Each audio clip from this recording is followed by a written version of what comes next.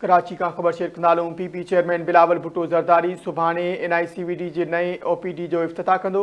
PP chairman शाम 4 वॻे कराची जे NICVD अस्पताल जे नई OPD जो इफ्तिताह कंदो। इंतज़ाम मुकम्मल कया विया आहिनि।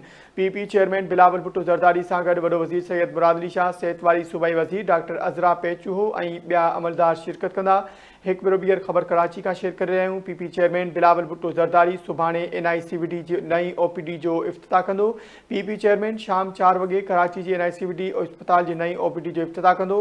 इंतज़ाम मुकम्मल कया विया आहिनि। पीपी चेयरमैन बिलावल भुट्टो ज़रदारी सां गॾोगॾु वॾो वज़ीर सैयद मुराद अली शाह, सिहत वारी सूबाई वज़ीर पिणु मौजूदु हूंदी।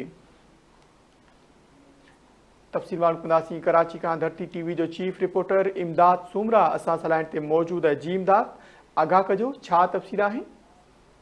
जी बिल्कुलु, अवांखे ॿुधाईंदा हलूं त पाकिस्तान पीपुल्स पार्टी जे बिलावल भुट्टो ज़रदारी सुभाणे शाम 4 लॻे कराची जे NICVD अस्पताल जी नई OPD जो रहियो आहे, जिन त उते इंतज़ाम जेके आहिनि मुकमिल कया विया आहिनि। जिन त NICVD अस्पताल जी नई OPD जा इंतज़ाम जेके आहिनि उहे करे वरिता विया आहिनि। जिन त पीपुल्स पार्टी जो चेयरमैन बिलावल भुट्टो सां गॾु सिंध जो वॾो वज़ीर सैयद मुराद अली शाह, सूबाई वज़ीर डॉक्टर अज़रा पेचूहो तोड़े लाॻापियल जेके उहे शिरकत कंदा। जिन त हिन वक़्तु इंतज़ाम जेके आहिनि उहे पिणु मुकमिल कया विया आहिनि। जी महिरबानी आगाह करण लाइ।